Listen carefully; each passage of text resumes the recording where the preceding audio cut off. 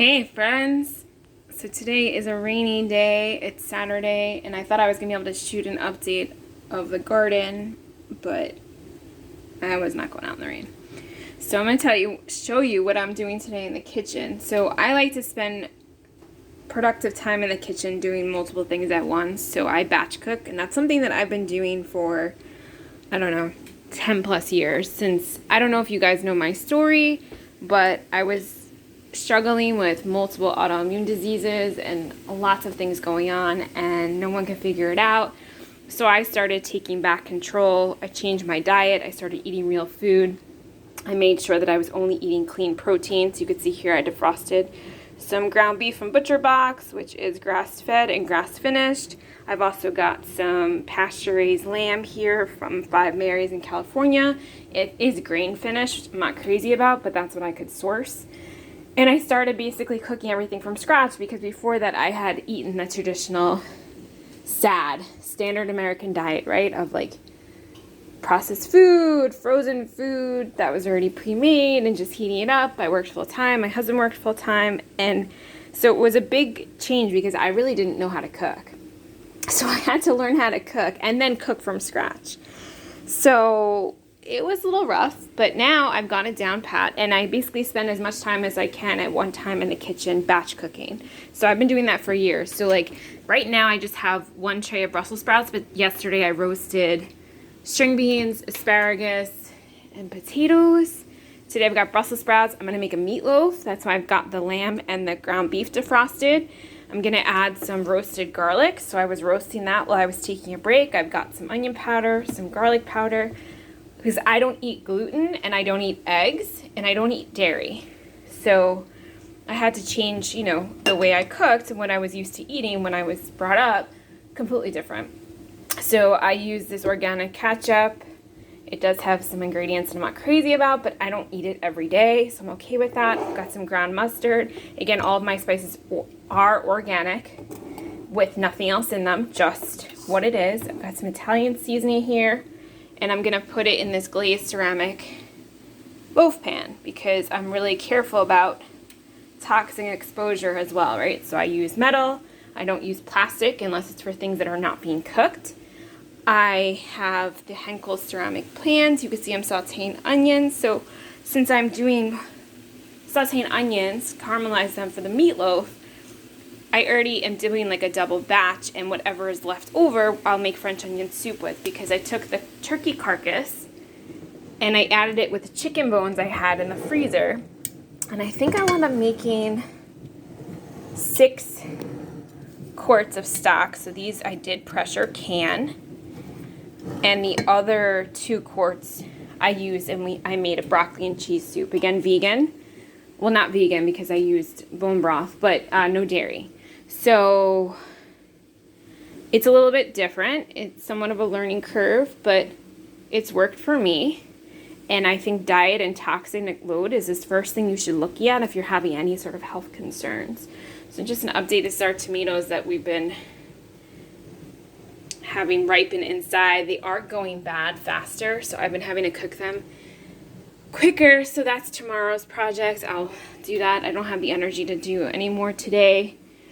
I did want to show you that I opened our loofahs and we dehydrated them. Actually, this is already feeling wet again, which sucks. So I dehydrated one. The other one is bigger, and I had to cut it into 4 pieces. This one still feels good. So I don't want them to get moisture on them again, so I put them in a Ziploc bag, but now this one kind of feels wet again, so I'm going to probably have to put it back in the dehydrator. But it did work. I was able to peel off the loofah skin and get the interior.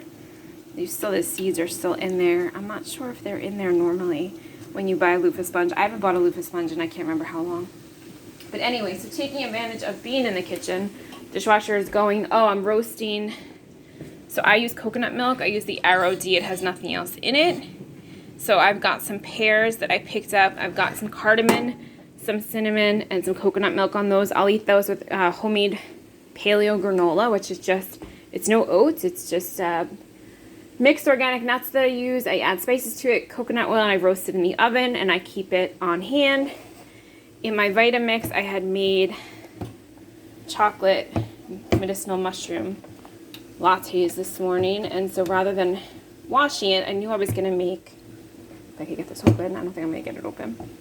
I knew I was going to make bliss balls, you know, it's whatever, it's like nut flour mixed with other stuff. So this is a lemon vanilla one. I really like it. It's going to taste a little bit different because it's got the residue of the chocolate mushroom. But we drink that. I drink it every morning. It is cacao, coconut milk, collagen. I use either the Primal Kitchen or the Vital Proteins. In the Primal Kitchen, you can get the chocolate flavor or you get the vanilla flavor. And again, limited ingredients in it. So if I'm going to have anything processed, I'm going to make sure it has the fewest amount of ingredients as possible. I add organic mushroom powder. I add maca and cinnamon.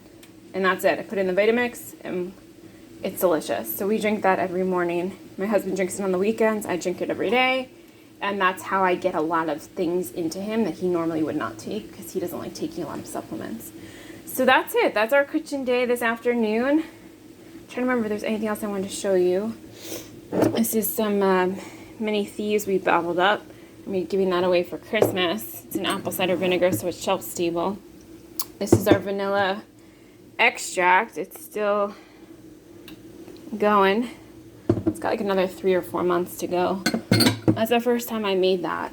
But I just wanted to take you along on basically what a meal looks like for us. And again, I batch cook as much as I can. Oh, our kombucha is going.